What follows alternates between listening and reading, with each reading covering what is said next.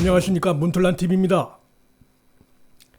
한국갤럽 여론조사에 의하면 한국의 유권자 가운데 무당층, 즉 지지정당이 없다고 답한 유권자가 무려 25% 안팎으로 나타나고 있습니다.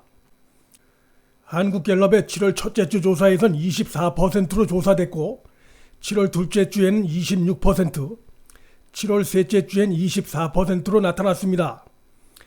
즉 무당층이 25% 안팎으로 비교적 고르게 전체 유권자의 무려 4분의 1가량이나 차지하고 있는 것을 알 수 있습니다. 이 무당층이 향후 어떻게 움직이느냐에 따라 차기 총선의 결과가 크게 영향을 받을 수밖에 없습니다. 그런데 최근의 여론조사를 정밀 분석해보면 아주 중요한 의미가 도출됩니다. 이 무당층이 보수 성향이 잠재되어 있는 유권자층이란 징후가 뚜렷하다는 겁니다. 그 근거를 하나하나 따져보겠습니다. 한국갤럽이 25% 안팎으로 나타난 무당층을 상대로 대통령의 국정 수행에 대해 물었습니다. 그랬더니 7월 첫째 주엔 국정에 대한 긍정평가가 28%, 부정평가가 48%로 조사됐습니다. 국정 수행에 대해 부정평가하는 무당층의 비율이 긍정평가 비율의 거의 2배에 달한 겁니다. 이런 현상은 7월 둘째 주, 셋째 주도 마찬가지입니다.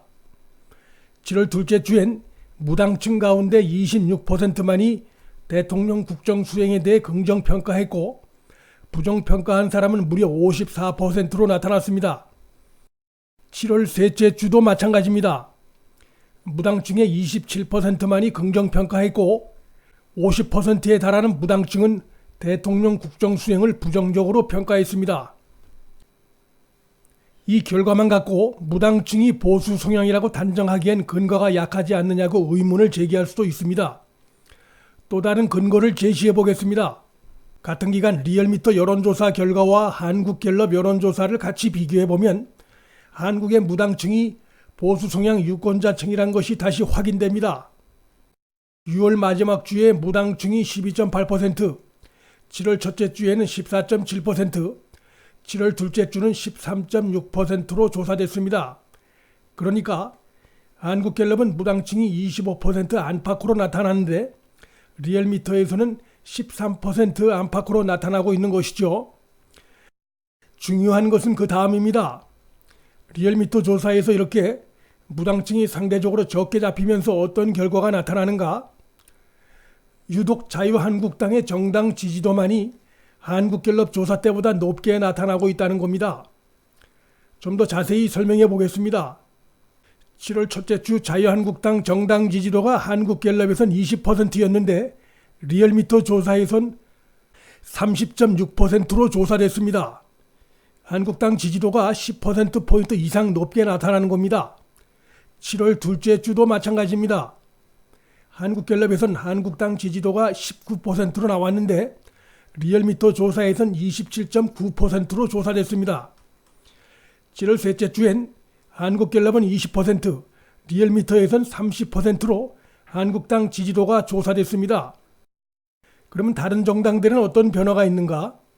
신기하게도 무당층이 줄어드는 데 따른 반사이익을 받는 곳은 오직 자유한국당뿐입니다. 더불어민주당이나 바른미래당, 정의당 등은 한국갤럽 조사나 리얼미터 조사에서 정당 지지도 차이가 거의 없습니다. 7월 첫째 주 조사 결과를 갖고 비교해 드리면 물론 거품이 잔뜩 낀 수치이긴 하지만 더불어민주당 지지도가 한국갤럽 조사에서는 40%, 리얼미터 조사에서도 40.4%로 별 차이가 없습니다. 정의당도 한국갤럽에서는 9%, 리얼미터 조사에서는 7.7%로 오히려 조금 줄었습니다.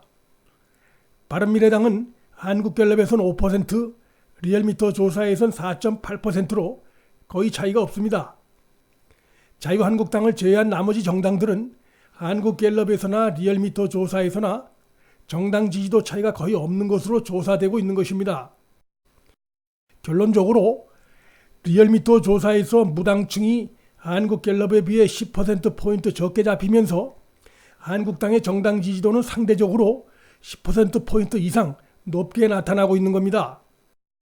바로 이런 조사 결과는 한국의 무당층이 보수 성향이 잠재되어 있음을 보여주는 강력한 증거가 될 수 있습니다. 이런 결과를 감안할 때 총선에 임박할수록 줄어드는 무당층의 성향을 볼 때 그들의 투표 참여는 특히 박빙 승부가 예상되는 서울과 수도권에서 선거 전 승패를 가를 수 있고 그것은 보수 정당에게 큰 힘이 될 것으로 전망이 됩니다. 인터넷신문 데일리안이 최근 눈에 띄는 조사를 했습니다. 지난 7월 첫째 주에 유권자들 이념 성향을 조사한 것이 있는데 그 결과가 매우 흥미롭습니다. 자신을 보수 성향이라고 응답한 비율이 16.6%였고 진보 성향도 16.3%로 나타났습니다. 반면에 자신을 중도 보수 성향이라고 답한 비율이 25.4%, 중도 진보 성향이라고 한 응답은 25.1%였습니다. 여기서 흥미로운 사실이 발견됩니다. 보수와 중도 보수 유권자를 합하면 42%, 그리고 진보와 중도 진보 유권자를 합하면 41.4%로 나타납니다. 그러니까 범보수와 범진보의 비율이 거의 차이가 없는 것으로 나타난 겁니다. 이것을 봤을 때 현재 나타나고 있는 더불어민주당과 정의당 등의 여론조사 합계는 실제보다 과대 대표되어 있고 반면 한국당의 경우 실제보다 과소 대표되어 있다는 것을 알 수 있습니다. 즉 더불어민주당 등 범좌파 정당의 경우 여당 프리미엄 등으로 해서 거품이 끼어있는 상태인 것입니다. 그러나 이런 현상은 정권의 약발이 떨어지는 문정권 임기 4년차에 치러지는 내년 총선에서 그 힘을 잃을 가능성이 매우 농후합니다.